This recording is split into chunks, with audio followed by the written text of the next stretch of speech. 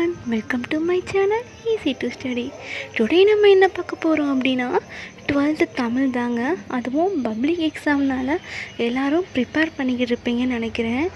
One word என்னெல்லாம் வரும் அப்படின்றது எல்லாருக்குமே கன்ஃபியூஷனாக இருக்கும். அதுலேயும் புக் பேக்கில் இருக்கிற ஒன் வேர்டை மட்டும் கேட்க மாட்டாங்க, புக்குக்குள்ளே இருக்கிற ஒன் வேர்டை நமக்கு கேட்பாங்க. ஸோ அதுக்கான வீடியோ தான் இது. வீடியோவை ஃபுல்லாக பாருங்கள். 100% இந்த ஒன் வேர்டு தாங்க கேட்பாங்க.